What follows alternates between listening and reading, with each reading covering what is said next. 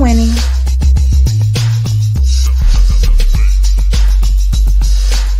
You're winning.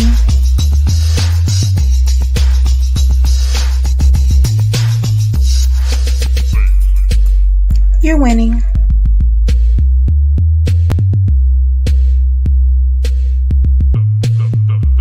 You're winning.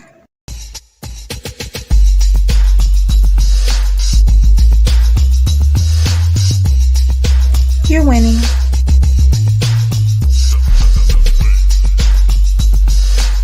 You're winning.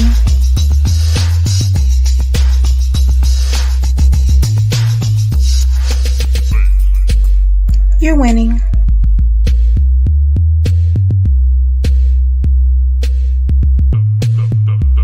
You're winning.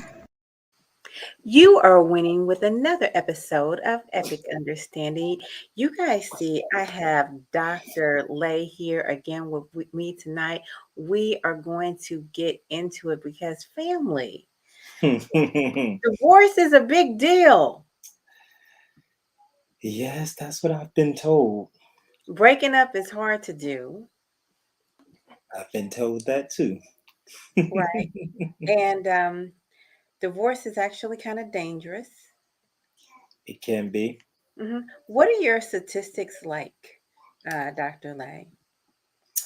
Well, I mean, in reference to what we were discussing, right? I was doing some digging and I was really surprised to see how the lack of research has been done when we speak of grave in marriages, right? And I thought that that was pretty interesting. So it was a little frustrating. I kind of went beyond Google. I still have access Of to course, my yeah. do- my doctoral program library. So I was trying to pull up stats there, and I thought something was very interesting. So I like most recent research, and within the past decade, there were only two surveys done. That was really interesting on this topic when you talk hmm about grape in marriage, and about 8% in those surveys reported that they have experienced it at least two times hmm in their marriage. And also, they only used two of those surveys was done in San Francisco and in Boston. Mm. Right. But I thought one of the things that was really interesting was the 30% of adult rape cases were committed by husbands, um, common law partners. They said also like with boyfriends, hmm and so I was really taken back by research costs money, and if it's interesting, if it's getting some type of headway, people will invest and they will put the money into independent researchers going out there and really grabbing that data.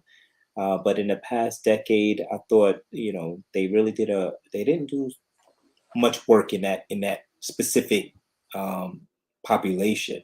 The other thing though was why they don't leave, and I thought was really interesting, even after these incidents have occurred in the marriage. And hmm the biggest thing was the shame. So I thought that was very interesting. Oh, I wow. thought it was going to say money, honestly, hmm but it was more shame as to why they don't leave. 83% actually stay, and not just grave. I mean, physical violence from their spouse is was 70%. So I thought that was really interesting as well. So some information is out there, and it definitely makes you think. What Um, does it make you think? well, it makes you think in reference to what was the reason getting married. You know, was it out of, as far, well, it makes me think of that, like what were the objectives behind getting married when, if your life is at risk, you know what I mean. It does not, even when your life is at risk, 80, what did I say, 87%, I believe it was, 80%, 83%, excuse me, 83% of the time, they don't leave, or at least they stay, okay, in Mhm. that specific population. So I thought that that was a very big number, and yet I think something still needs to be done in reference to the research and gathering more information. Definitely. You know, everyone, no, I shouldn't say it that way. So Mm. many people believe that because you're being harmed, damaged, Hmm. abused in your relationship, that you're going to leave, but that's just not so. It's no, and it's not, and listen, we know in a marriage there's so many other things that are tied to that relationship, right? Mhm, And but I think this still goes back to the teaching lesson of your life has to be the most important. And so when I asked, what were the purposes of getting married, I often think about, individuals kind of giving up their livelihood, their sense of identity. You think about, because again, shame being the biggest, I'm assuming it was more tied to maybe religion, mhm, maybe shame amongst their reference group, the members who their opinions matter of them. And so leaving that marriage, leaving their friendships, oh my God, we got all these friends together, we have this life, we have this level of comfort. I took in all those considerations, mhm, in the matter, but the number statistically, even though it was 8%, in mhm, the two surveys that they identified, that was still relatively high for that small pool, I guess you would say. So it just goes to show, if more money was poured into that research, you're probably going to find, maybe hypothetically, you probably find a larger number. They didn't get into details. I did not get into the details of like what they classify as. We know what grape is, right? mhm. And so I took it for Well, the actually, I'm gonna hit pause because no it wasn't like until what is it? I don't know. It was 1993, no, no. um, when they What first year? passed the.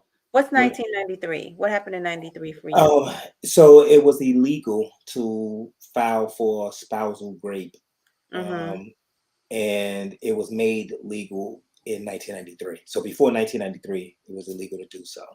But even Okay. in 1993 to forward, it was very hard for lawyers, for attorneys to gather that data for that type of incident. And so a lot of those cases were getting thrown out.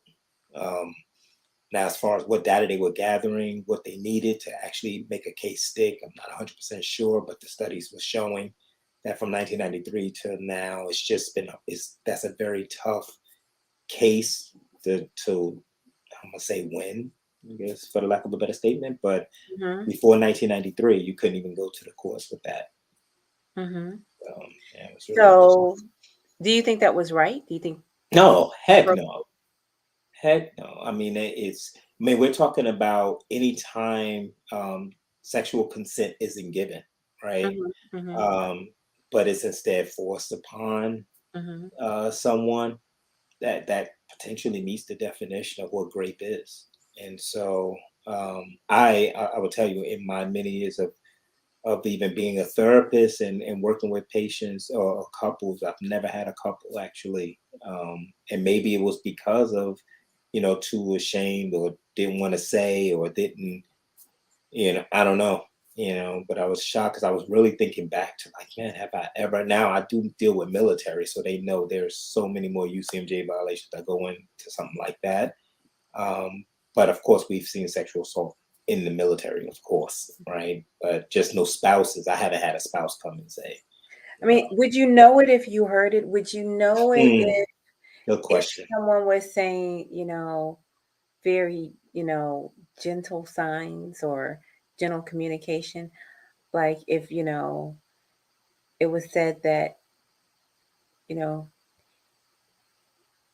he came in, he was drunk, I was uh asleep, he feels like he could just, you know, climb on top of me. I mean, our first daughter was conceived that way. Hmm. Now, I'm not saying rape. The person is not saying rape, Hmm. Hmm. but what would Yeah. you, as a matter of fact, what would you do if someone said that? What I Well, said? I'll proud more. I'll say, what do you mean get on top of you? What does that mean I exactly? mean, I'm just sleeping and he climbs on top of me and I don't even want it to happen, but when I say stop. He just goes, and I figure it's just easier to let him finish. Yeah, yeah. I mean, it's the again. Now we're getting it. It gets muddy right here as far as I just let him, versus I'm trying to throw him off of me. I'm telling him no. I'm telling him stop. I'm trying to wrestle with him, and then I just gave up because he held me down or something like that. I mean, I'm looking for details because that Mhm. is going into the report. So Um, if you so is just because you don't fight back, you that's not consent. Not It's a like fight back. Not a fight back. I know we think fight like get up, not that I'm talking about. Like she's literally telling him no, like and he's like you literally already trying told to the push person his no, but way. the person doesn't care. So you Yeah, it's that easier definitely to gets. let it happen. Yeah, I'm definitely making a referral. Yeah, without a doubt. And what does Yeah. that mean? So a referral, well, at least in the military standpoint, we'll make a referral to family advocacy and kind of, brainstorm with them. They are the gurus for this, for any type of maltreatment in the home. Mhm. And so they will prowl more. And so all I need is reasonable suspicion. And so if I'm asking those tough questions and I go to her and I'm like, are you saying that he forced himself on you? I don't want to put words in your mouth, but is that what you're saying to me right Mhm. now? And they say yes. That's really Mhm. all I need. Um, Okay. Definitely. I mean, it. We see in today's age when they're talking about the consenting and things of that nature, and when should it be done? And somebody was talking about developing an app to where this app can people are going to consent on both sides, both men and women consent. And Yeah, I'm that's down with that app. See, this is so interesting. There's a guy on YouTube called his YouTube channel. Please go check him out. It's called "It's Complicated," and so he Mhm. asks these women, and he does ask very compelling, very specific questions. He really has a follow up question behind it because he kind of knows who's going to say what. Is really, I could tell he interviews a lot, but nonetheless, the women when he once he asks that, he turns around and asks, how do you know? How would you let a man know that it's okay? You know what I mean? Or whatever. And he asked him, would you verbalize it? Would you say, hey, it's Mhm. okay to touch me or whatever have you? And it was, I mean, granted, these are his videos, he chops them up. But I'm just saying the women who respond to that was like, no, it's just a feeling. You got to understand the energy there, and I Mhm. was just like, that totally negates the idea of, uh, you know, men thinking, you need this app or you need to say, hey, you willing to consent for me to touch you? They like that would kill the mood for them, and it's just Mhm. like, well, how would you know? How would a Mhm. man know? Tell us, how would a man know? How would you want a man to approach you? They like, just let it be, just let it flow. And it's just like, no, that's where we that's where we are now, and I that doesn't work. You know what I I mean?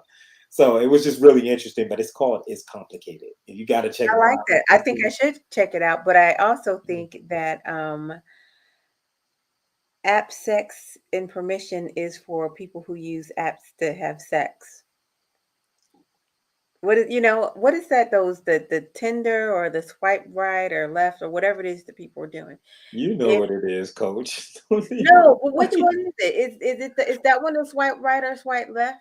Yeah, Swipe left? I mean, all of them are the dating apps. You swipe right if you want them, swipe left if you don't.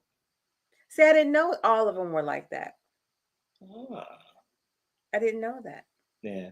Yeah, Tinder's definitely that, but also some of the others that's more popular, I'm a Okay. married man, so I don't get the I don't look at these anymore. You I probably do not do. look at these. If it is, it's for studying. I study. I've never actually seen Tinder before.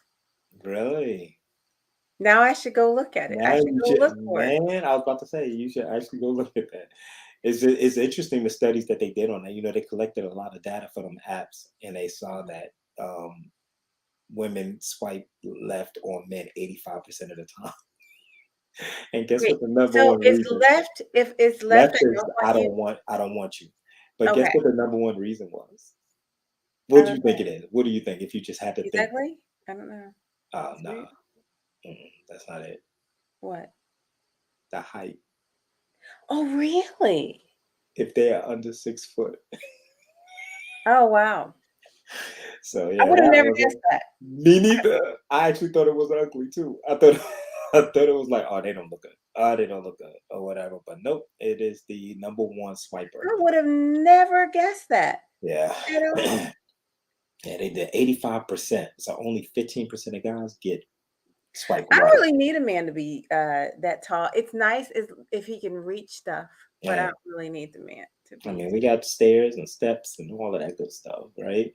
But I just thought that was interesting. But to that point where you raised about, if a woman is in my sessions and she's saying that, especially if she's saying that in front of a um her husband, because it's a couple's session, but if it's individual, man, I'm totally making that referral. It's just, I bet it better safe than sorry. Okay. Definitely. Hmm. Hold on, I think Doctor. Hold on. Hey, I'll take her down as she uh, gets herself ready and gets herself settled. get it going. Um, Type in the private chat when you're ready, Mhm. because I know she has some interesting things Oh my goodness, that yeah, I she, love her. Yeah, yeah, that yeah. she wants to share. Um, I was trying to reflect on what did I learn throughout this divorce journey, Mm, that we've been on. And really what was re-solidified for me is be careful choosing a mate. okay, okay. Choose wisely. Yeah. Choose wisely. So um, I really want to do a show on what does it take? Mm, What does it take to choose wisely? sheesh.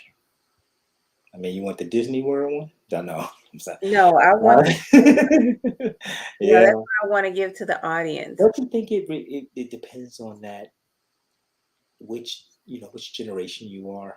Do you think that plays? I think that plays a significant role, right? Kind of, kind of. I think you have to decide what kind of partner you want to be. What do you mean decide on what kind of partner you want to be? Well, I think that I'll go from very traditional. Hmm. If you want to be a very traditional wife, meaning that regardless of having kids or Hmm. not, you don't want to work. The most you want to do outside of the home is volunteer. Um, and you basically want to add to his career. So you want to spend your time adding to his career, highlighting his good works, going to dinner parties, and Hmm. making him look good. How tradition? I mean, that's what a traditional wife did. If you didn't have kids, you spent a lot of time in your volunteer work making his good name. And of Hmm. course, the house was immaculate. You might have help, you might not, just depending on his income, Yeah. on his income level. I get to see those traditional spouses and traditional wives, traditional marriages. I mean, again, being in the military, being in another institution, I actually see it so much that Hmm. I honestly thought it was the norm.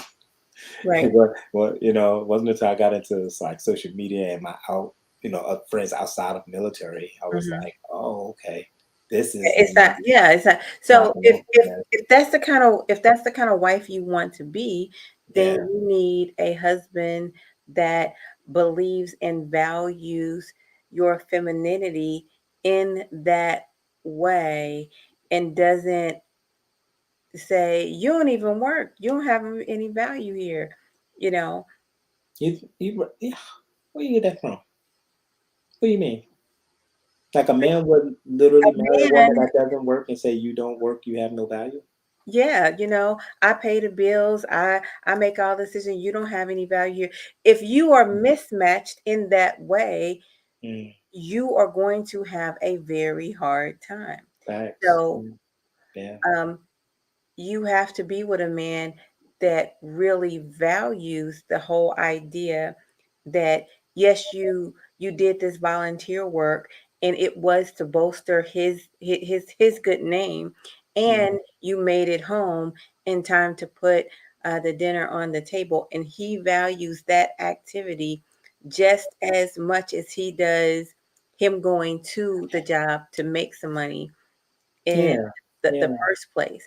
Now, I'm speaking in a traditional, as traditional as I could possibly make it. There is on the other spectrum, which I honestly think is more prevalent now, where you got a 50-50 love, mm, you know, yeah, and yeah. things are not so cut and dry. Um, They and you got, definitely have more divorces on this 50-50 than it was in the modern.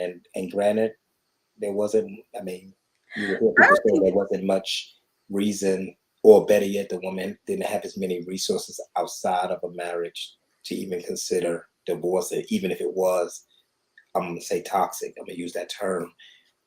But now, I mean, definitely there's so many more resources. Women and men both are out there working. They got their own lives. They're doing a lot of things. So now that 50-50 looks more, it looks realistic. It looks like it can be better managed with the right communication, the right respect for one another. I Um, don't think people stay together as much as the numbers say, and this is why what I'm referring to.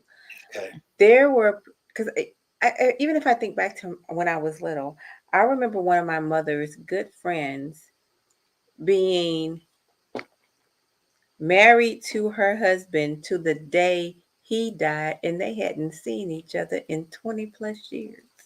Mm, Okay, mhm, but upon death,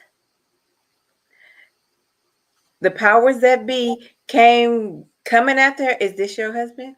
He, yes, he is. He is deceased. And then she did all the wifely things that went along with making sure he was like buried, the proper burial and everything. Oh all wow. those things. She hadn't Mm, talked to that man in 20 years. yeah. Yeah. I mean, the numbers are so close between marriage and divorce. I mean, we're literally 51%, 49% in Hmm. America, so it's trust me when I tell you, it's interesting because there's one more marriage each day than divorce. Just one more. So if it's 5 divorces happening in a day, there's 6 marriages. So Hmm. it kind of just stays that way. You're Right. right. So I yeah, mean, that would be an interesting story to cover.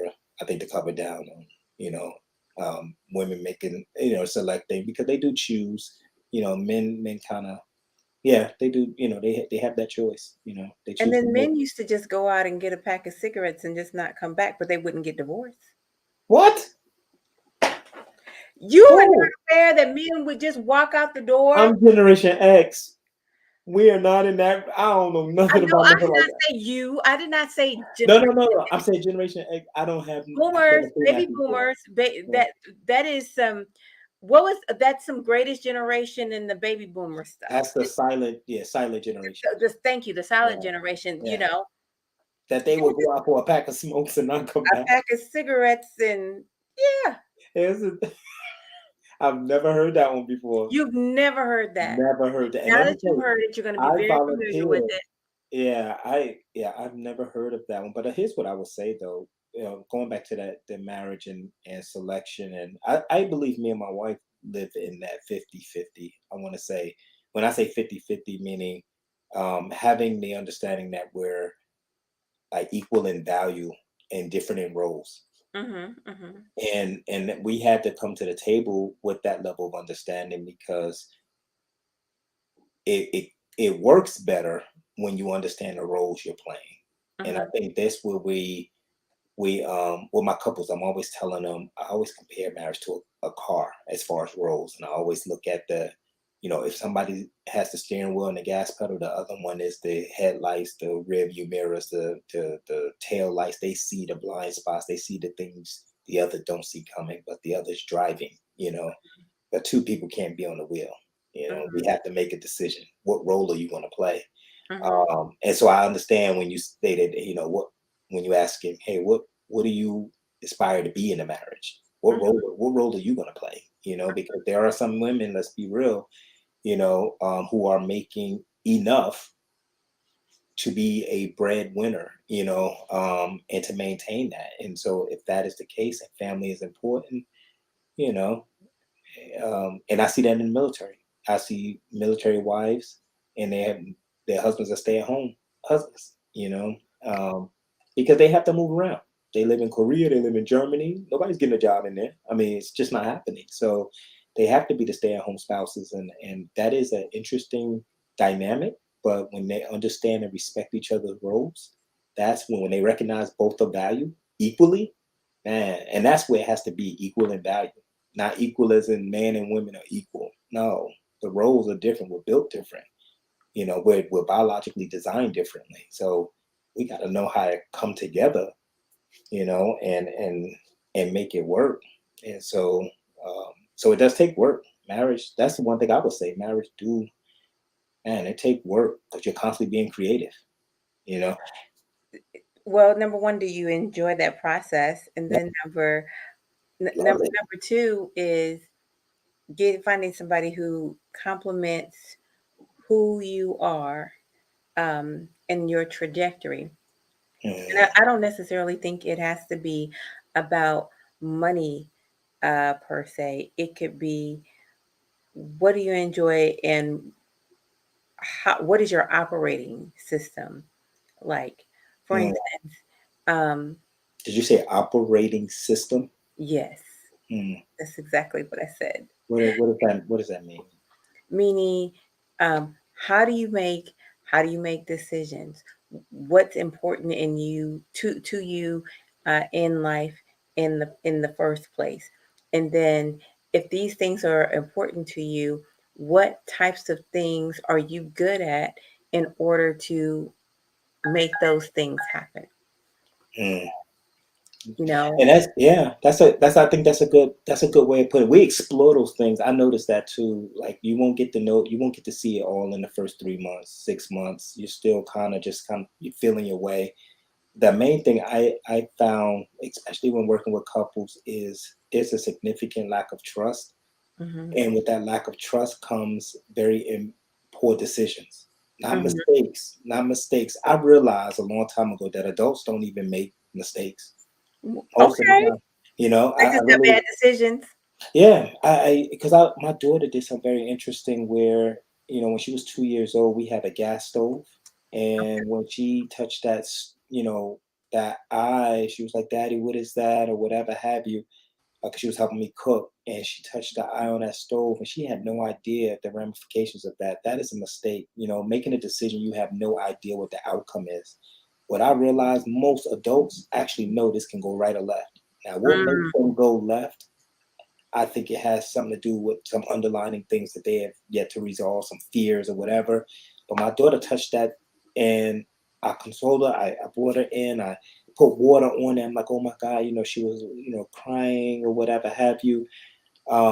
And but what I thought about that, I was like, because I was talking to my wife about, I was like, man, in 2 weeks, 3 weeks, if she would have came back and tried to do that again, my reaction would be totally different. I Mhm. would definitely look like, yo, you know better, because now it can go that way. So them poor decisions, they start very early. And Mhm. if you get away with it and you get used to it, Mhm. man, when you become an adult, you're going to be taking more gambles. You're going to take more risks. Even when your spouse don't like it. If you go up to your spouse and you say to him, "Don't get upset," as soon as you I'm said doing that, your wife. Cut uh, it. You're not finna do your wife. yeah, No. I'm just saying, I'm in it, so I'm like, You're not finna do but it like that. no, no, no, I love it, but I laugh at it because it is Where is funny. Mrs. Lay? She is look, she out there studying, but You're not I finna do just it was like like. that. But no, but in all fairness, like it is something that you learn in the process. So I like what you said as far as, oh, that's what I wanted to tell you. I mean, when you mentioned the thing of, what kind of person are you going to be in that marriage? What do you want to be in that marriage? And I think that has a lot to. You ever read the Five Love Languages? Yeah. Yeah, I think it has a lot to do with that because if a man, if he values acts of service, Mhm. I notice that many of them have that traditional spouse. Mhm. You Mhm. know, not saying that you That's can't be a interesting. modern spouse, but I just noticed their wives are more traditional. Like it is definitely acts of service over and over. It's just their lifestyle, you know, and he values that more than, you know, physical touch. I mean, that was just their number one. Like, man, come home and see everything done gives me that motivation. This is what I'm out here busting my butt for. It's Wow. worth it, you know. So It was very interesting. a fella who values acts of service Yeah. might be very Oh traditional. my God, they may require that type of woman that's like, I'm looking for service. I'm looking for you to serve, you know, kind of thing. It motivates them. That's their value of love. And I Mhm. think that when a man doesn't know that that's their value and they come home and they're just upset and they're angry and not here to, what'd you do all day? You know, you just, again, because I work with military, so I'm with a lot of traditional families, but if they're not in that role, fulfilling that role, they are they are definitely upset at that, you know. So I wonder if there's a link between that acts of service or is it acts of kindness, whatever. But I wonder if there's a link Yeah, between that's that really and interesting. tradition. That's Yeah, a light bulb. What do you think? You know what? I'd like to connect the rest of mm, those. yeah. Physical touch, we know. I mean, but you know what? Mm, yeah, they definitely is a communication. We know that physical touch is a communication. Uh-oh. Do you want Um, me to put you backstage again, Imam? Hello? Okay, can you hear me? Maybe not. yeah, but yeah, I wonder. You Okay, know, wait a minute. He's waving at me. Hold on. mm, You ready? Can you hear me? We can't hear you. no. I think you might be in your other thing. Okay. Yeah, you know, that's something we have to explore. Matter of fact, that is definitely something that I would love to create, like some type of curriculum using those Yeah, five the love languages connection. too. Like Yeah, because like there is a connection there wait a where, minute. If this a person is responds to physical touch, they're going to stray away. or they require that. Oh, of course, yes, we know Well, I that. mean, like they may require you to stay fit and in, like Oh, versus, okay. you know what I mean? Like they may Yeah. require you to like, you gotta stay on your fitness. I gotta stay attracted to you. We gotta have that touch and go, because that is a form of communication, you know. And Mhm. so, they say most men. I mean, granted, when most men do get married, they are under the assumption, as I was too, or as I am, is under the assumption that that happens at will. Like this is now you don't have to worry about three different women and all that kind of stuff. You know, you just got to focus on one. You know, and it just makes it Wow. you think. You know, but yeah, Perhaps. yeah. Welcome, Mom. How are Well, you? Well, I have just finished a class in Russian history, my last class of the day, sheesh. and I'm happy to be in African American land, back in the good old AAA, the African American of the globe, the global man, the The global mind. global Thank man. The you. global man. We have just been unpacking the things that we have learned and Let me turn my air conditioner off so I can turn it on as my allergies. Excuse me, just 1 minute. okay, okay. I'm going to take Wow. the curtain, come into the studio. Like his chair. Hmm. It's a good color. I know. It's the same color as my lipstick. Look, I was about to say, look, somebody knew. Yeah, man. Somewhere I read. Somewhere I read. All right now. You know, Jordan Peterson has an interesting concept about why women wear red. Oh, you got to check that out. I won't say it Really? on it. Yeah, yeah. I find it to be true too. You know what? I wear red because it looks good on me, and my mother wore red. As a Mm, matter of fact, when I was little, one of my teachers asked my mother, "Were we in some kind of special religion?" because she always dressed us in red. What And kind my of mother, religion? What religion did they I don't know what this woman thought, but pick? this is what she asked my mother, and my mother said, "No, we're Baptists." They're traditional Baptists. What are you talking Right. I mean, so there you go. There you go. about? We might have the whole crew here. Oh. Hey, are you ready, Anitra? Are you ready? Is it time yet? I am as ready as I can be tonight. We are traveling, and so the flight was delayed, and delayed. So you can Oh. definitely patch me in, and Well, we you will. you you are in, and actually, it is my great delight to personally introduce you, Dr. Shelton Quinn, to uh, the wonderful, the original, the living man in history, the original Forrest Gump. Matter of fact, the only true Forrest Gump. Uh, Imam Alfred Mohammed. He is walking, living his history.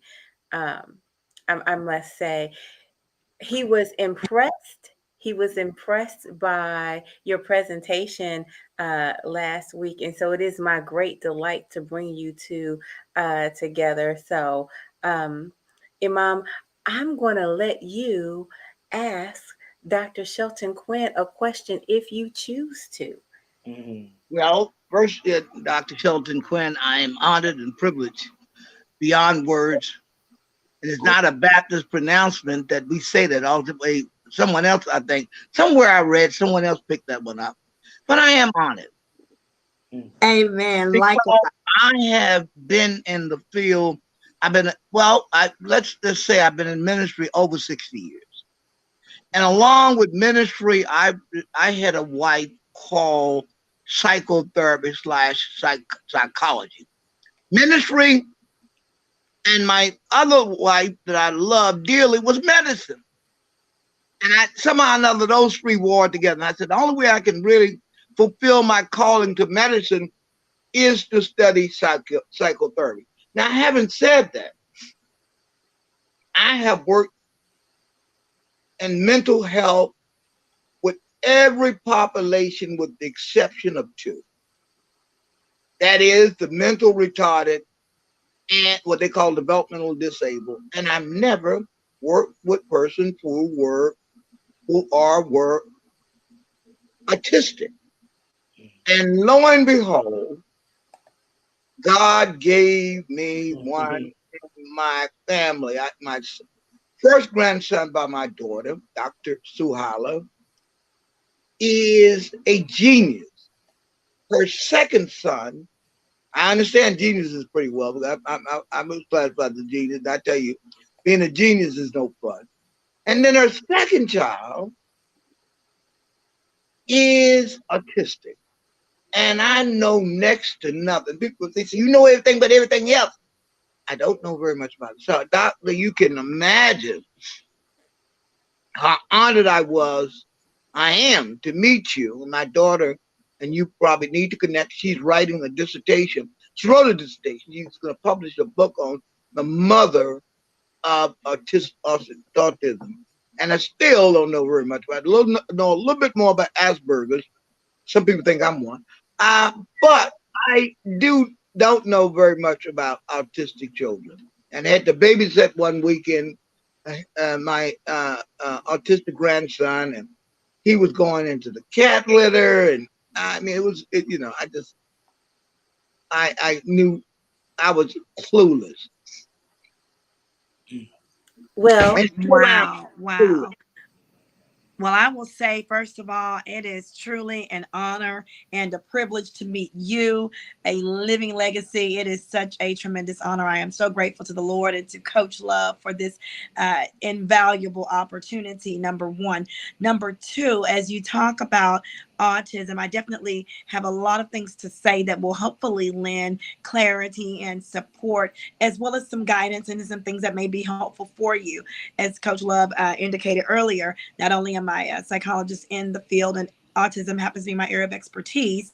I started doing autism evaluations back in the 90s. And so I've been doing this quite a while, but I also am the mother of little one with autism. And so I have both sides of the coin there, if you will. So in terms of autism, if I can just go ahead and start, you may hear some noise. We are in a hotel room and it's been a long day because we were delayed multiple times.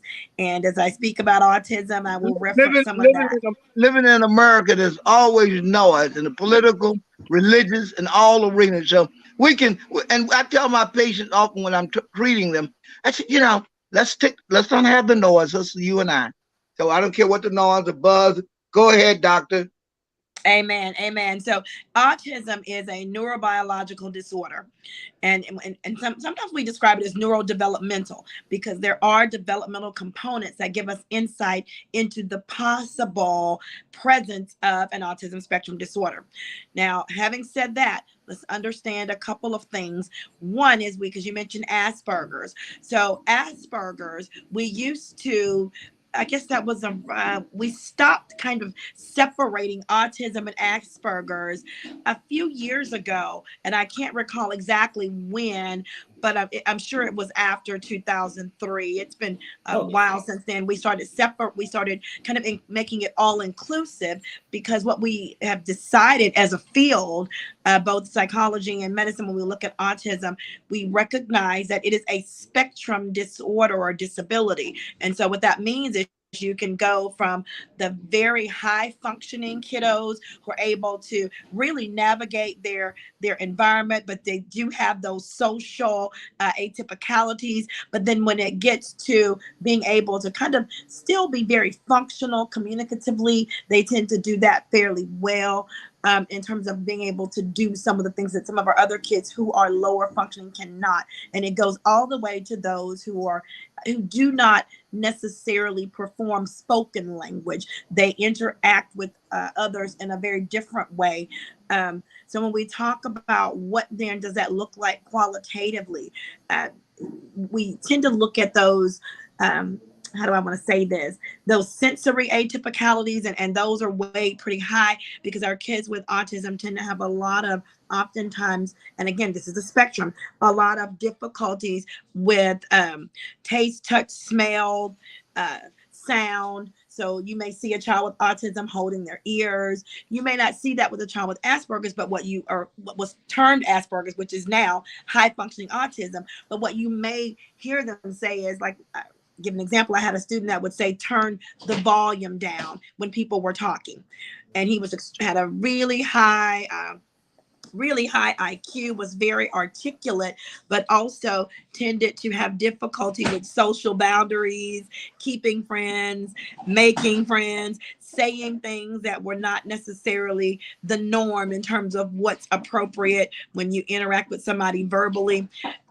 With both kids that are high and low functioning, you may see atypical eye contact. So they may have what we call fleeing eye contact, which is kind of intermittent eye contact. It's like always kind of a quick look and then back. And then you do have those with the atypicality of eye contact that can be a side gaze, kind of looking from the side of the eye, not really having forward visual.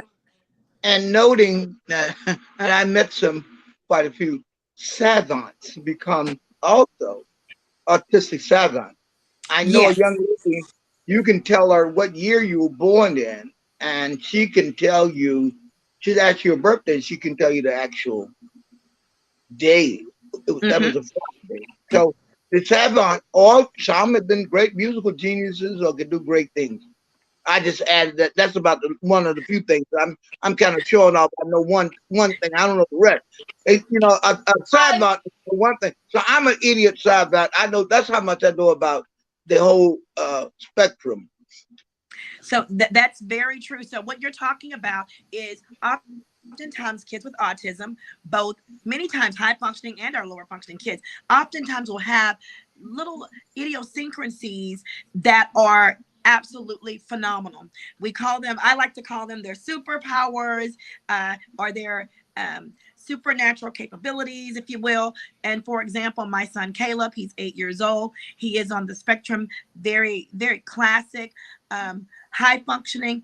And it's interesting though, because Caleb we noticed when he was very young, when he was an infant, literally, when I took him for his first appointment for them to check the eyes, we recognized that he had atypical strength, and just it was really odd. It was to the point where the doctors were amazed at the level of strength that this little baby had.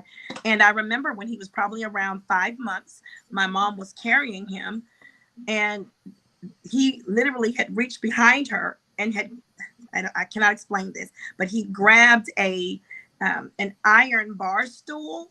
He was 5 or 6 months. This is no joke. And he was carrying it behind her. And we like to hit the floor because that was not something that, and so they're the atypicalities. And then just being able to, if we're driving somewhere, I'm not sure how he does it, but if we miss a turn, if we miss something, he knows it. It's just these atypicalities. So you will see those really odd, high, I don't even want to call it high functioning. It's almost like a supernatural type of thing. Also, even down to, I've seen some kids who, like you're talking about, the memory is typically impeccable for our kids with autism. They have what some people like to say, an ironclad memory for facts and for things that's atypical. You will also see sometimes, when it comes to sensory stuff, and this is another issue, one of the things I like to ask parents is, how are they with their clothing? Are there certain types of clothing that they just cannot wear or will not wear? Are there tags in the clothing that irritate them? Are there certain textures that they will not eat? So that they have a really sensitive nature for taste, touch, and smell. Also difficulty with change. So when there is a routine, they tend to be, and again, this is a spectrum disorder, and all kids are still yet unique within all of these things that are what we consider to be characteristic of autism. Whether it be for our high functioning kiddos or our lower functioning kiddos, or even adults as they grow older. And so you will oftentimes also see difficulty with lighting sometimes. That can be something that can get them overstimulated very easily. And we'll talk about overstimulation as we continue to go on. But one of the things I want to point out is, and I said this earlier, and I do want to emphasize that, even though we have things that are, we would say, characteristic of autism or a defining characteristic, do know that our kids with autism are still just as unique. And so you will find that some kids may display this particular characteristic and some may not. Some may have like, for example, some kids have more self-injurious behavior. Some kids don't display that at all. Okay, so it just depends on the child and how they're able to respond when they become overstimulated, or there's such a high concentration of external stimuli in the environment that's getting them off. It could literally be a sound in a room. They also tend to have very, very, very, very, very, I say very with as to the thousandth power in terms of hearing, because there is, we say, what's the cause? So we do see those atypicalities with hearing in terms of being able to hear very, even the slightest little thing. And one of the perspectives or theoretical perspectives in terms of what causes it is the inner ear and the sensitivity.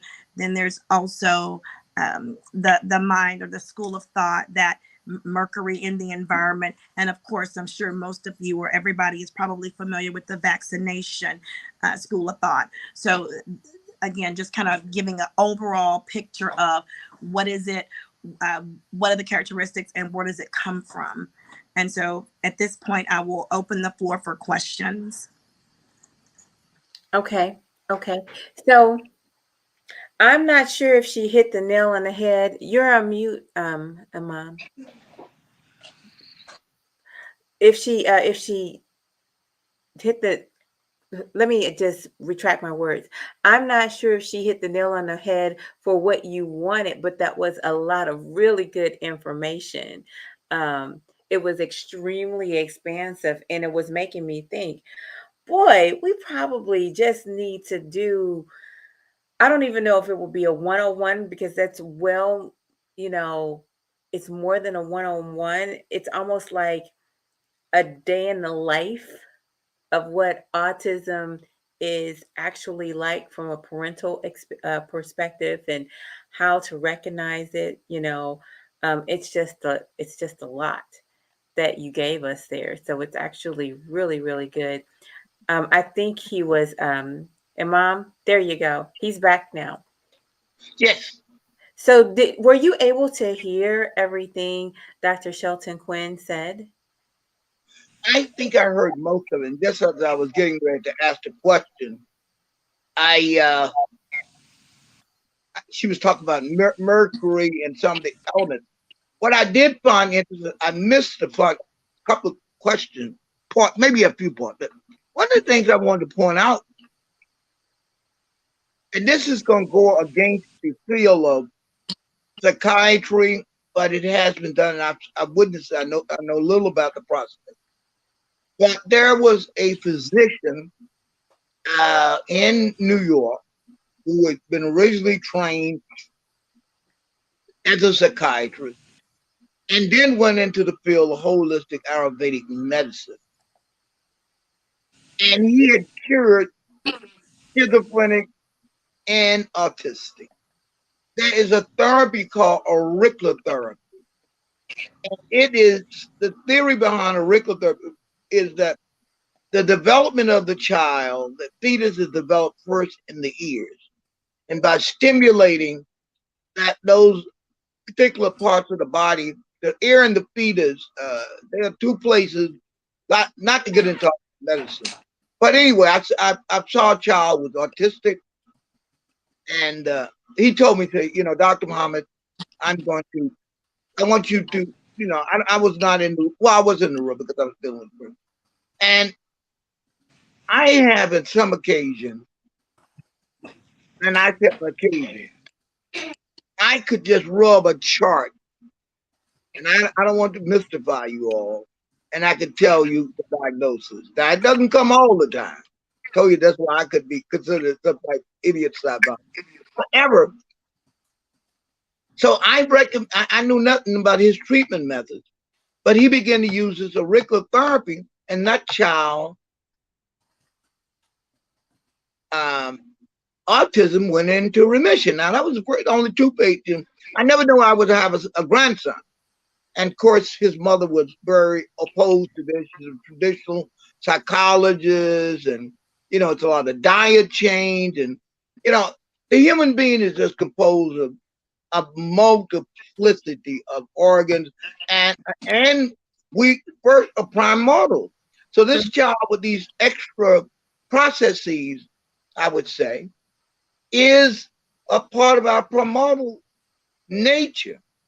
I know y'all preachers gonna get in. I'm gonna get in trouble with a few of you all, but those who I do get in trouble with, I'm gonna take you to the woodshed, not to beat you, but to get you to go there and read thousands of books. Anyway, doctor was good. I don't know. I'm rambling, and I guess I was trained to ramble. In psychoanalysis, I was trained to ramble. As a preacher, I'm not allowed to ramble. I have to say somewhere I read or somewhere I heard, and then get to the point. So I'm going to shut up and listen to you, doctor, but you're phenomenal. If I could steal your accent and put it in a can, I would have you in the Amen corner all day. I don't know whether it sounds like a South Georgia, South Carolina accent. Where is it? Mississippi. Mississippi. It'd have been a Mississippi, and not Jackson, is it? No, it's not. No, Jackson. You know what? It is West Point, Mississippi. And you're one of the few people. Okay. You have a very keen ear. You have a very keen ear. That is I awesome. knew that you were near there because I did civil rights work in Mississippi, and Marion Burry. Let me see who is from West Point. I know a lot of people from West Point, but Fannie Lou Hamer is not very far. Sunflower County, so I know Mississippi quite well. Wonderful. Look, And you said you were rambling. I was rambling. You guys are both fine. It is a joy to have you both here, particularly at the same time. I want to just kind of round this table because before you guys got here, Dr. Lay and I were chatting about the 5 love languages and the connection to divorce, meaning that if you have someone like a man who has acts of service as his love language, and he does not have a traditional wife where she's actually taking care of the home, he may actually end up feeling unloved. I'm curious, what's your thought on that, um, Imam? What's your thought? Well, there was a great songwriter that said it much better than I could ever say it. He said, different strokes for different folks. There are different love languages. I'm not so sure I understand that love language. I probably understand it another way. Mm-hmm. But we all don't fit into a cookie cutter. Cutter, uh-huh. So we have to figure out what works for us. I haven't thought about and read enough to know about these love languages. I don't know whether I know anything about it, but and I'm an expert on love. But I will say this: I am quite willing to listen. Dr. Lay, what are the 5 love languages? Yeah, so so as I was stating, what we were talking about earlier was, man, I raised the question like, man, is there a link between the love languages as they describe? The acts of kindness is one, receiving gifts, physical touch, words of affirmation, and quality time. Mm-hmm. Those are the 5 love languages. And one of the things that we were talking about, Coach and I, was, I was noticing that, or better yet, I more so was hypothesizing, do men who value, meaning their number one love language is acts of kindness, would they or do they look to have a more of a traditional wife, one who services them, and that's their definition of, okay, I know she loves me because look at how she look at how she takes care of me, and we were thinking about that because, of course, the biggest the topic we were talking about when we first came on was about divorce and how, I'm gonna say the word grape, but if you can, it's the RAP we were talking about, or some people say EPAR or whatever have you, as far as what uh, statistics say about this, and that they and moving around in relationships.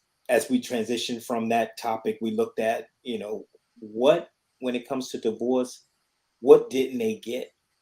If you're looking at the 5 love languages, Maybe you keep getting in this you know, video now. oh, it's I'm explained. sorry. Yeah, it's explained that all of us have these 5 love languages, and we pretty much rack and stack them. So Mhm. all 5 are important, but there are priorities, right? And so if the acts of kindness, let's just say if you're number one, that means you want that done to you, not that Mhm. you do that for them, because their love language may be quality time or something. They just want to chill in Netflix or whatever, but you're doing all this acts of service, and they're like, that's not my love language. And so that was just interesting when we look at divorce, and we're talking about divorce this month, as far as, man, the reasons for leaving, and if those love languages do matter, if we all have them and we rack and stack, I wonder if those love languages were being fulfilled. And so that's how we moved into that quality acts of service, and men wanting that woman that services the family, and that's their Mm-hmm. validation. That's all they need. They're going to get up every day. They're going to go bust their behind, working in a coal mine. I don't know, but they know because of what they have, what they're receiving every single day. You know. So Mm-hmm. those are the 5 love languages, though.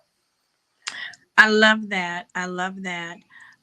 I though I work with children as a school psychologist slash pediatric psychologist, I have worked in ministry for a very long time, Mm, and I'm also a certified life coach, so I understand that and have worked around that a lot. yeah. And so as you talk about the love languages, one of the things, first of all, I don't think there is enough conversation about that, particularly when we start talking about couples going in and getting that premarital counseling. It's so important to know, and another word for love language, if you will, the way I like to say it, is what lights your fire. What's the thing that really keeps you glued into relationships so that you feel appreciated, validated, and supported? I have Mm, heard so so many times over the years.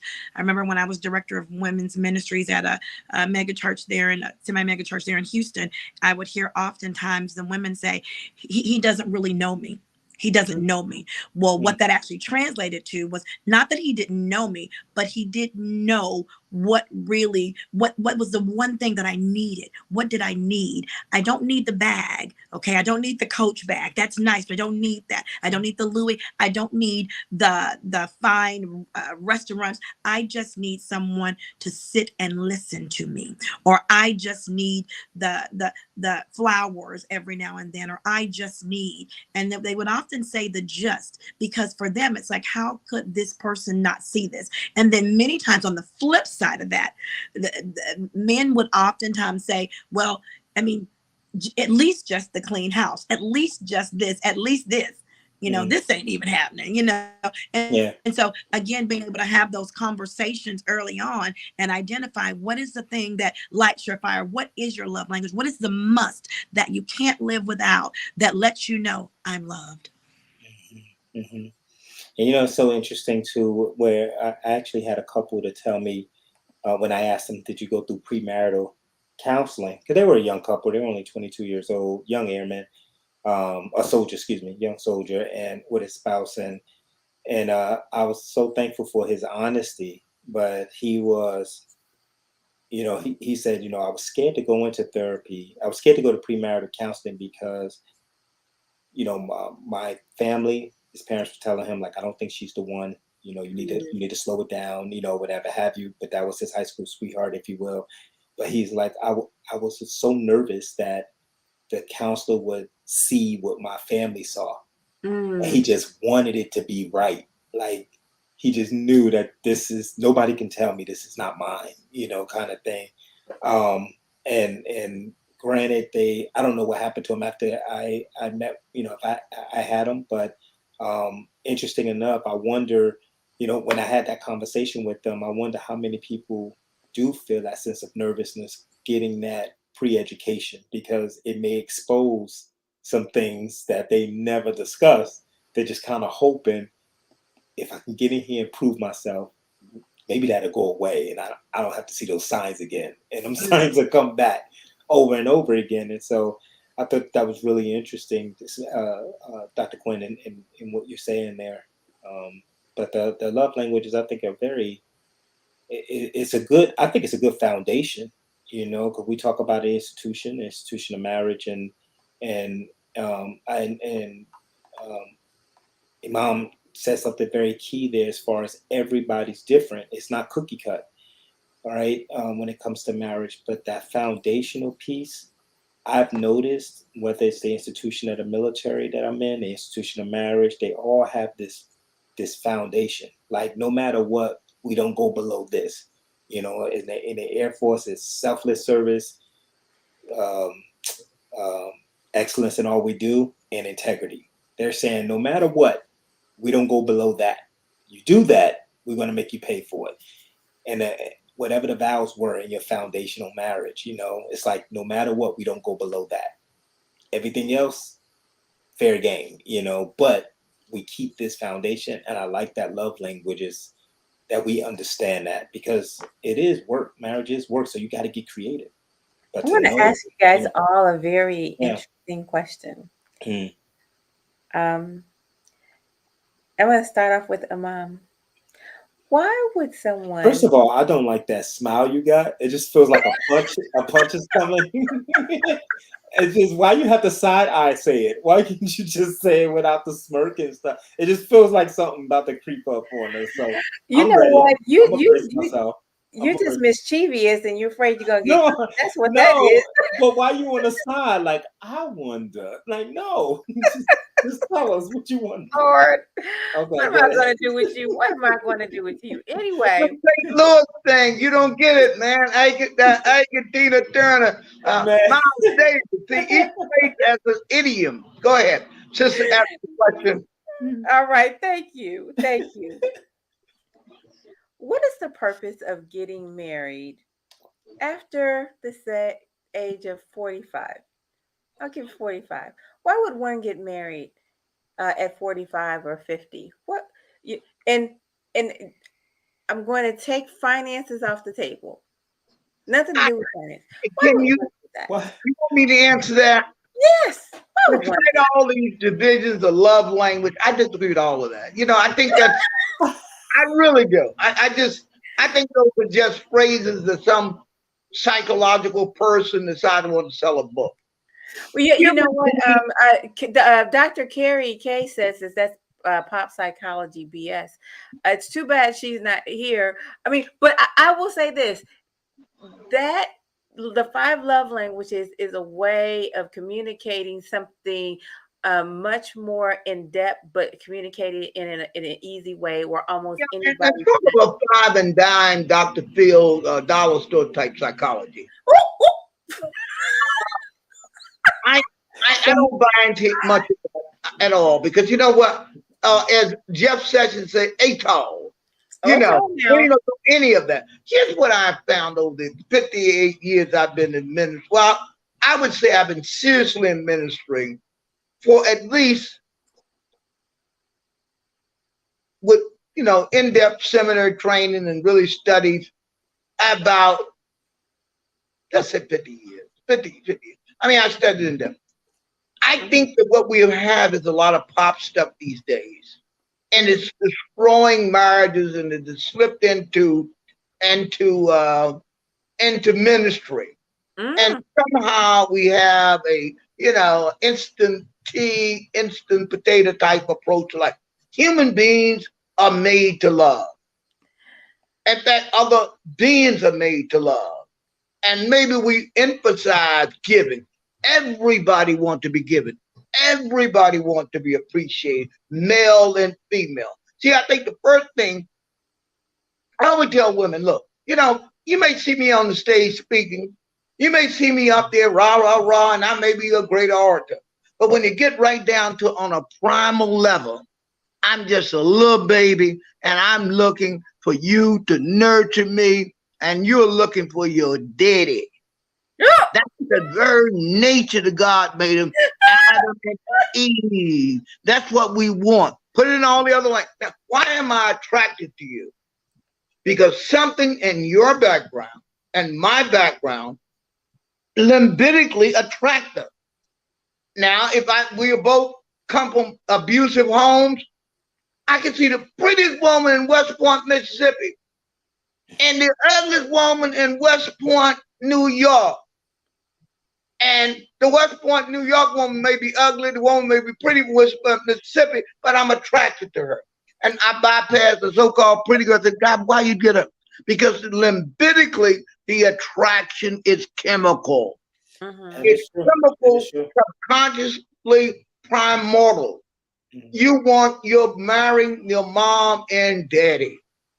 The combination of them, and you're looking in the Western world, particularly African Americans, but particularly people in the Western world, most part, and everybody is looking to be healed.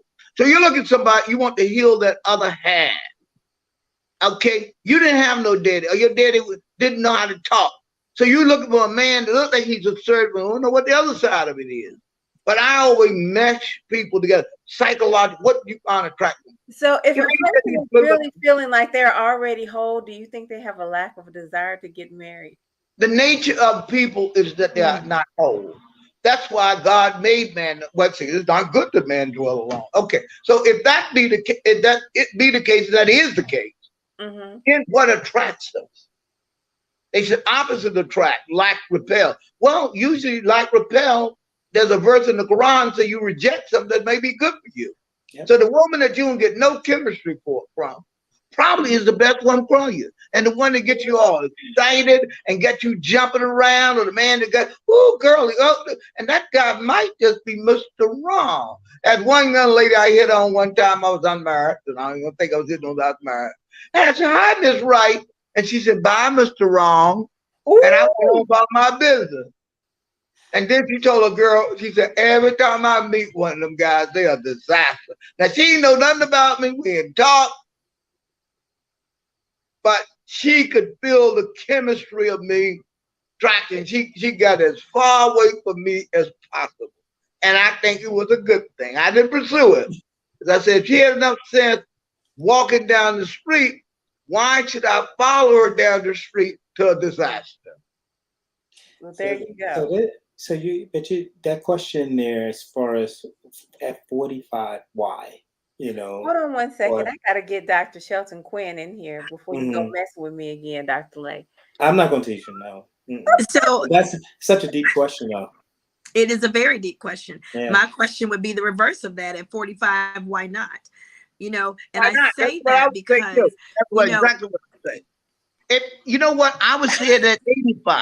You know Listen, what? One of my sisters. listen, all you all well-trained folks are not answering the question. Can you flip the question? well, look, No. I said 45, why not? With this, with the backdrop that, you think about it, I don't see marriage as being something that is this is the fixer upper. So if I'm not whole, then I have to be in pursuit of what makes me whole. I don't Right. necessarily see it that way. What I see marriage is first of all, you think about Maslow's hierarchy of needs, right? Going back to that whole That's thing, where I was just going. wanting to belong. Yes, wanting to belong, wanting to have love, wanting to have just, I hear You so already often. feel self-actualized.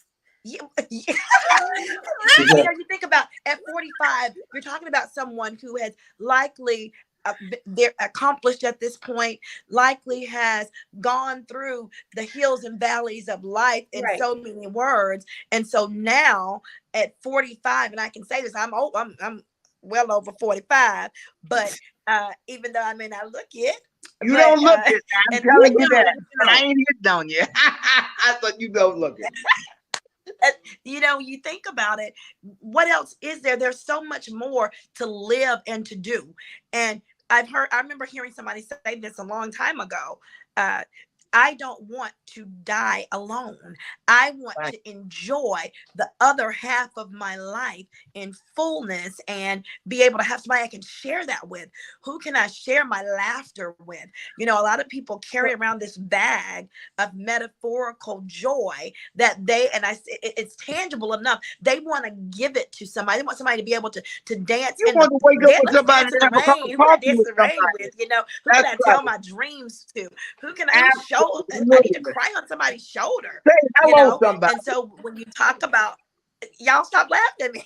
It's No, so much I'm not bigger. laughing at you. I'm waiting for Dr. Lay to start talking about the cats. I'm all with the cats. look, What? I was not going there with this one. I was going to totally go because Dr. Quinn is 100% correct. But I tell my single ladies, single men in therapy, like, if you're in your 40s, if you're in your 40s and you still haven't figured out how to get along with the opposite, like, we have to talk. We got to talk about it. There's a reoccurring theme there. Let's dive into it, because obviously you want that commitment. And that's when I think of marriage. I think that's what it's really about. It's the commitment. I've seen so many service members who've done 20 years, 25 years, 30 years. And some of them, when they say in their speeches, like, I missed a lot of time with my family because of the commitment of the military, traveling, doing all of this stuff, gone off deployments and all that kind of stuff. You can't get that time back, And when it's somebody who, oh God, I forgot her name. Jojo. I forgot her name, but she's a hurdler. I just saw her YouTube channel where she was like crying because she's in her 40s. She sacrificed relationship after relationship because she was a track star. She was winning. She was making money, all this kind of stuff. But now she's 41. Lolo Jones or something like that. She's 41 years old or so. And she's like, man, I sacrificed all of that time. And the one thing that she won as far as a commitment, she's 41. She has the money.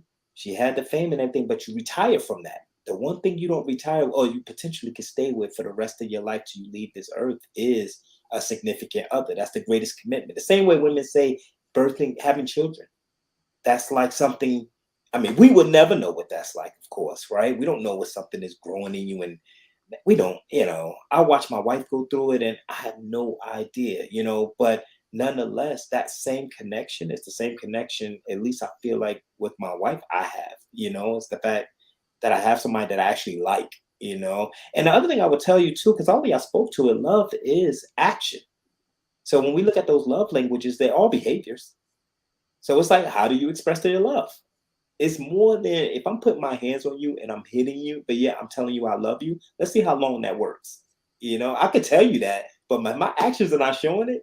You cannot sit there and say, I love you. You know what I mean? But if you look at those love languages and you can get creative with them and you express the love because you understand that's how she receives it, it is a totally impact. It's validation. And I love being validated by my wife. I love when she said, look, I love when you listen. I love when you do this. I love when you, that's like it get me pumped because I'm like, okay, I did it right. And it was through chemistry. She didn't have to tell me, So it is powerful than what people think. And I would say when you're in a relationship or you're looking for that commitment and you're trying to, even if you're 45, don't get 55, 65, it doesn't matter. That commitment piece is priceless when you realize this is something that's on, it's a lifestyle. It's 24. Mom, you have the Yeah, floor. I have three things to say. Well, first I want to say these are very anecdotal things, but out of my many years on the planet, I have to tell you this.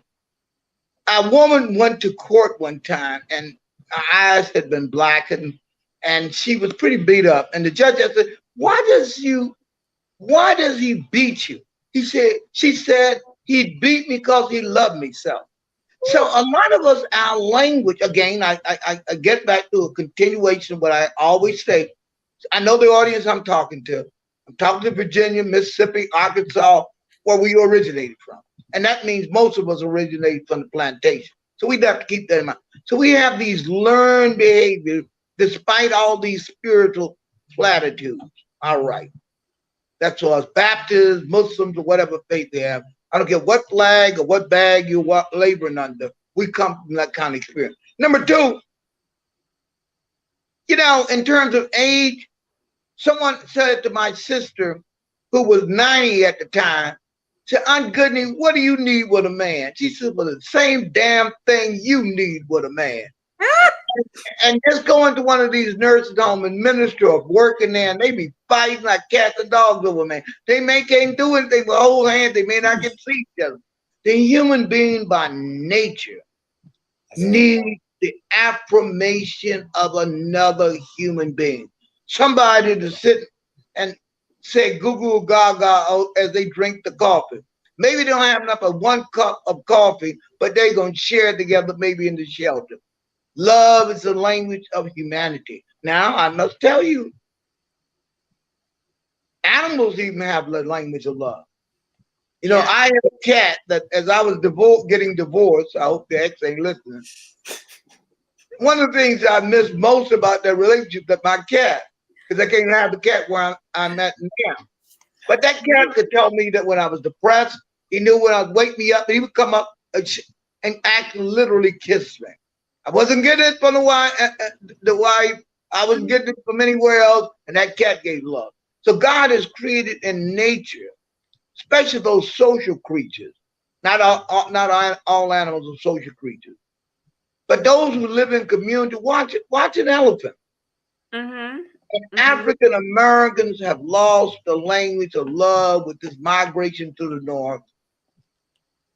We have taken that out of our lives. And that's why I don't care. Y'all can preach all y'all want to. Y'all can go to the mosque from here into eternity. You can go to Mecca. You can go to, as a Christian, you can go to church. You can go to tarry service. You can go to all of that until you deal with the human experience of your past. God put that in you, and it's to be worked through. It is not to be evaded. It's not to be prayed out of. It is to be dealt with. And God said, pray it out of it. No, you can't pray it up. The lady told me once, I said, you need some therapy.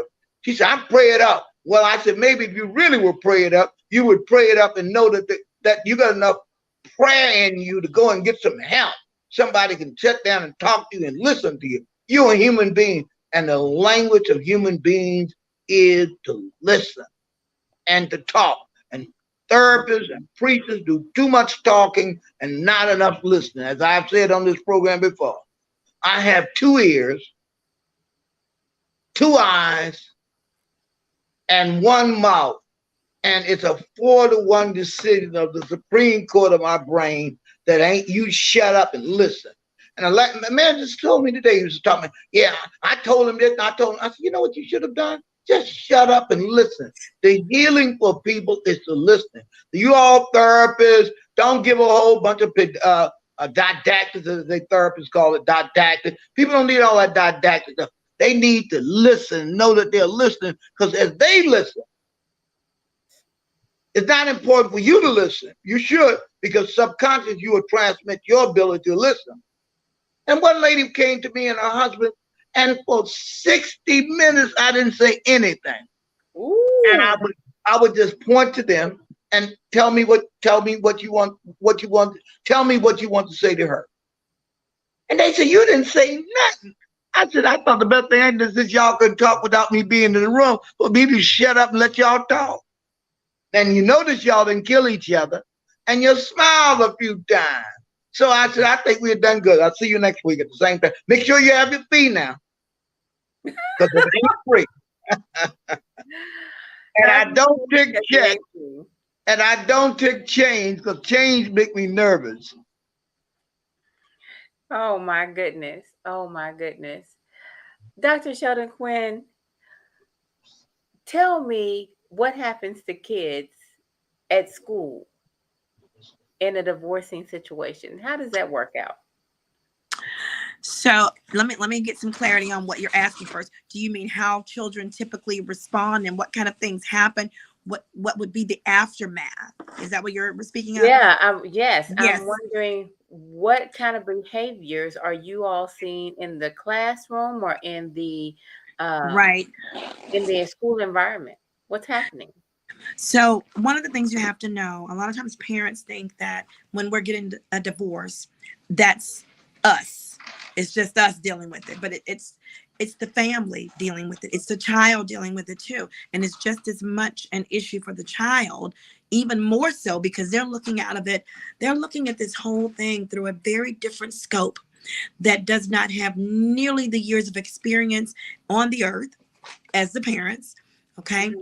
They're looking at it. I've heard children say, my whole world, it's messed up my whole world. For Mm-hmm. them, everything about life as they knew it has been disrupted, dismantled, and in their mind destroyed. And so we a lot of times see kids start to have academic difficulty. They start failing. We see everything from not just academic, but even some kids begin to just completely shut down. And we see depression. We even see kids getting anxious about what's going to happen next.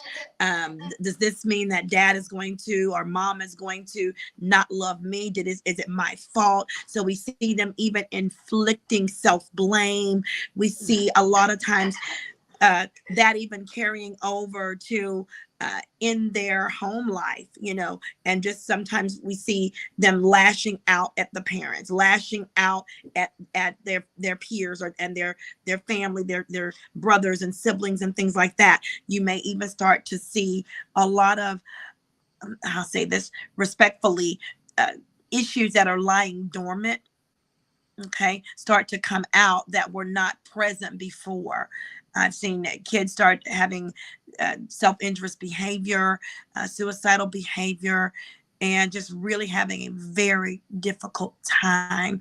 So it is a family situation, because the same way when someone dies, as you said, I think on one of the other episodes, Coach Love, you said it is the death of something, is death of a marriage. Well, Mm-hmm. that grief is necessary for everybody to be able to go through, because what happens a lot of times is kids get shut out of it. This was Right. between adults. This is an adult issue. This doesn't concern you, but it does. It concerns them. It impacts them, and it can be exceedingly devastating for a child. So I have a quick question for you. Is it appropriate to have um, small groups or group therapy just for children going through divorce? It is. And when I was director of mental health in Tennessee, in Memphis, we would have they are notorious because they have a licensed mental health center within the schools, and so they Okay. had those types of groups that were just absolutely phenomenal. And then of course, a lot of times a school counselor or a school psychologist will create those groups when they have children that have like issues. But at the same time, it's important for the family.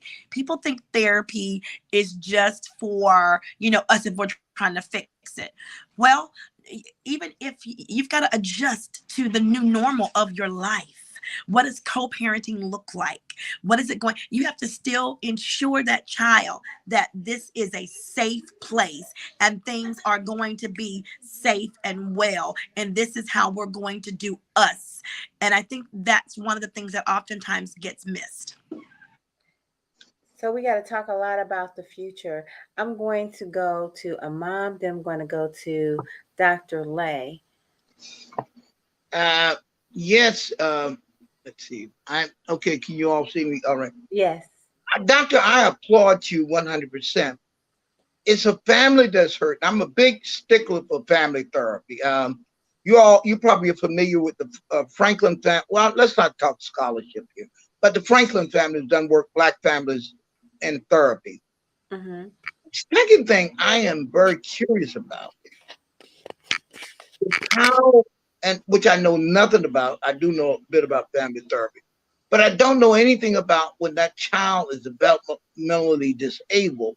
But I want to put an addendum in many cases. I won't just beat up on sisters, because I'm from 9 sisters and 9 sisters, and I have 3 daughters. And I have one daughter. I hope she doesn't watch this show, but she has a child that is autistic, Mm-hmm. and I can sense when I come around the child, he really misses his dad. He's pre-verbal. Mm-hmm. Now, according to her, and this may or may not be an excuse, my daughter's mouth is not a prayer book, a Quran, or a Bible. And she says that this ex of hers is assaulted. But I can't, and who knows? I mean, I don't know. I know she has a lot of mouth. And I've had to tell her, I said, I'm glad I'm not your husband or your daddy. And I had to tell the man, look, well, she's my daughter. And I had to tell her son, who was looking at her very angry. But, well, you're right. You can complain about your mother. But remember, that's still my daughter. And all of that goes along with it.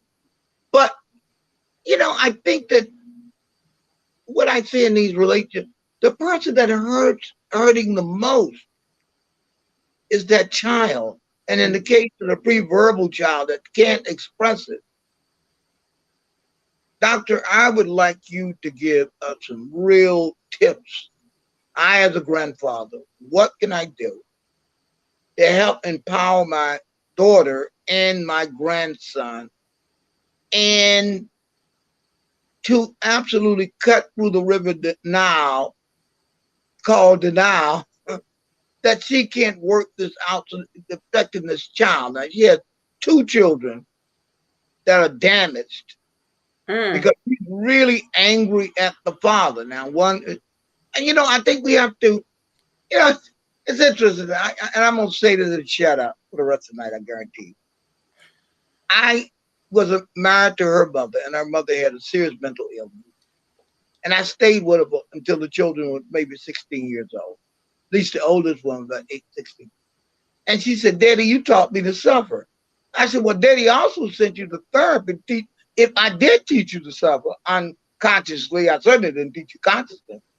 But immediately when you were 12, I sent you to therapy. But now you're in your 40s, tough as a hen. It seems to me you should unlearn some of that stuff. They talk to the head. Yeah, I mean, but a lot of people go to therapy and they use that as a crutch not to change. And sometimes these Caucasian therapists can pat you on the head and everything is trauma. Oh, you were traumatized. Well, damn, maybe you're dramatized and traumatized. But I'm going to listen to you, but I'm also got a part of the resolution. Get over it.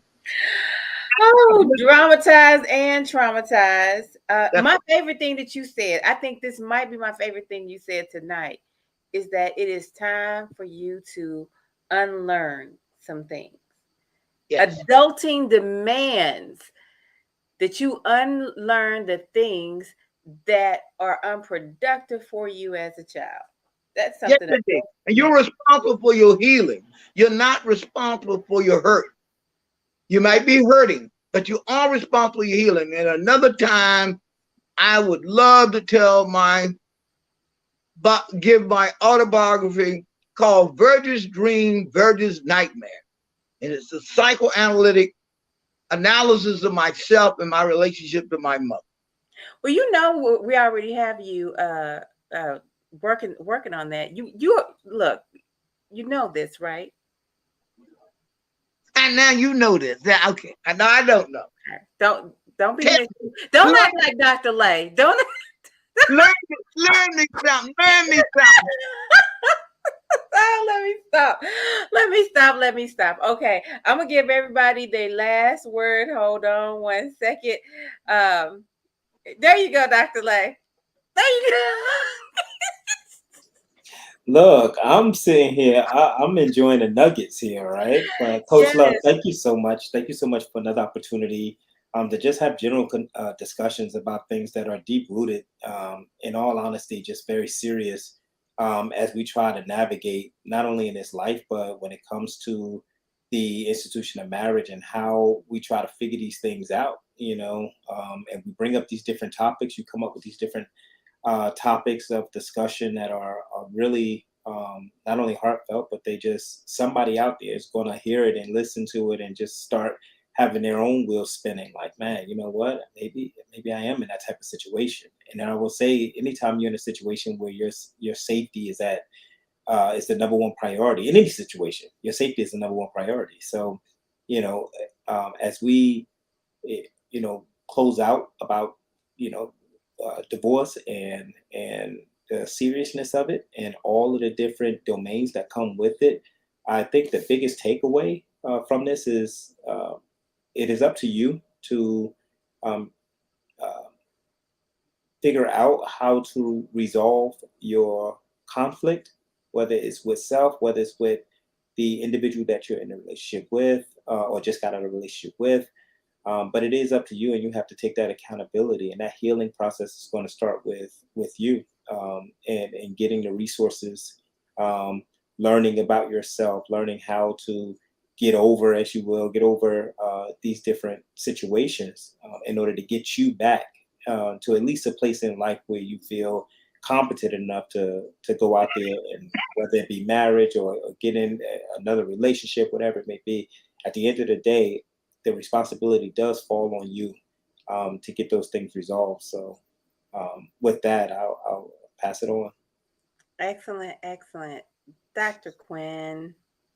Yes, yes. I echo, Doc there, Dr. Lamb, because, I think it's so important to have the dialogue about issues like this, and particularly including some of the other, groups like our neurodivergent population, and then just children in general, because oftentimes those populations get left out of the discussion, right? And it is Yeah. so paramount for them to be included in the discussion, and then for us to really talk about the hard issues that are kind of being swept under the rug. We have to get to a point where we're having the tough conversations and talking about what needs to happen to make this not just doable, but make it something that can be not I say successful, but just something that we can actually work through in a positive light. Everything doesn't have to be a knockdown, drag out. Everything doesn't have to be something that we just kind of sweep under the rug and only deal with the pretty pieces. No, we can deal with the pretty pieces. We can also deal with the really, really unattractive parts of it. Divorce does impact kids, and it is an entire family issue. And we have to be able to deal with the tough issues and still be able to be great parents that coexist. Excellent, excellent, excellent. Give us some sage wisdom, Imam. Councilman. I just, yeah, I tell people I'm an imam. I was Virgin's baby boy and a preacher before I was a counselor, before I was anything else. My daughter don't cease to remind me She said, they call you mom, they call you this. She said, all I think of you is daddy. I said, well, with that, wash the dishes. Well, let me just say here, I have enjoyed this. And when I listen to you, Doctor, I think of Frances Cress Wesseling, whom I never met, but I did meet some of the pioneer African American female psychiatrists and psychoanalysts like June Christmas, someone to look up, Elizabeth Davis, many of the other people, Dr. Pender Hughes. I just am touched by your Mississippi idiom of psychology and psychotherapy. And we need to expose you to a wider audience. I listen to you, and sometimes I tune people out because you start speaking rhetoric, I will tune you out. I'll listen to you. Because I'm very respectful of your human dignity, but I don't like rhetoric. I don't do rhetoric. Doctor, you were excellent. I learned a lot today. I appreciate you, brother, coach. I think you're from the house, Morehouse.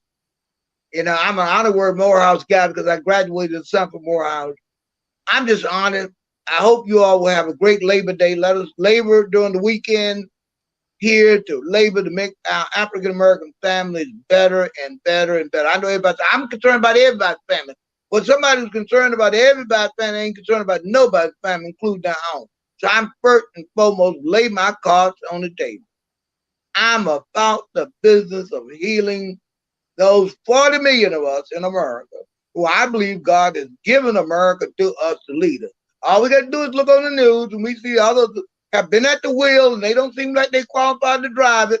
They look like they're going to drive us off the the Potomac River. So let us grab the bus out of our hands and tell our people to get ready to go to the polls and vote. I'm not telling them who to vote for. If every one of us were to vote, that are eligible to vote, we will kick the rascals out. So let's not talk about it, let's be about it. And tell any African American that you know, man or male or female, I don't vote. But Fannie Lou Hamer, that I sat next to, almost had her kidney kicked out. And there were others. And I was almost killed registering people to vote. How dare you spit in the face of the ancestors and the living legends that are still here today. I'm not a legend, but I'm still here. Thank you. God bless you all. I hope to see you all next week.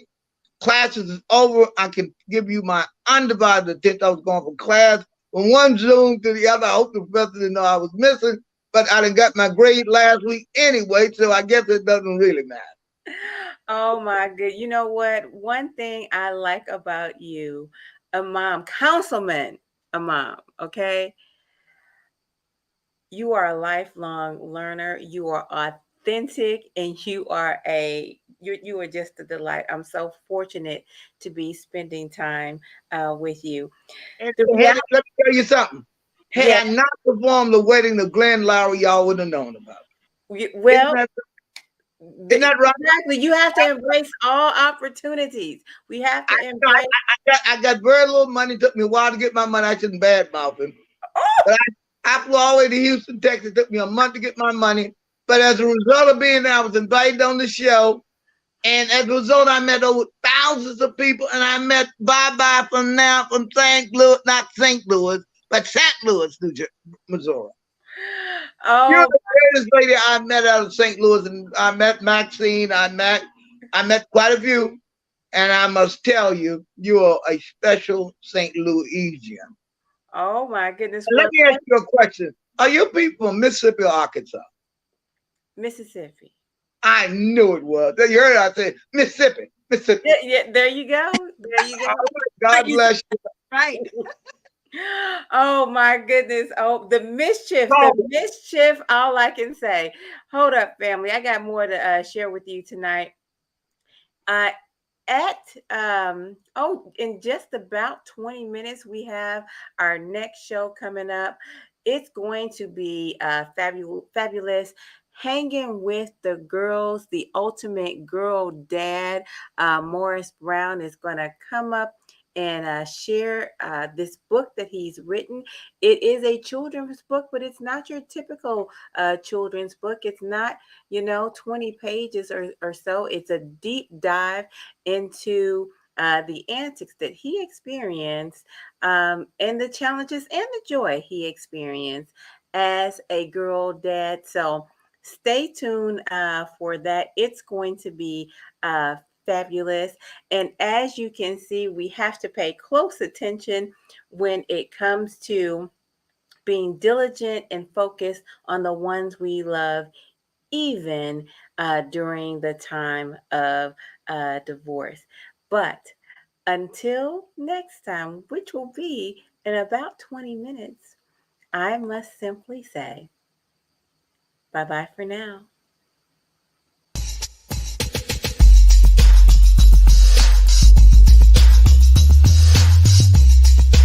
You're winning.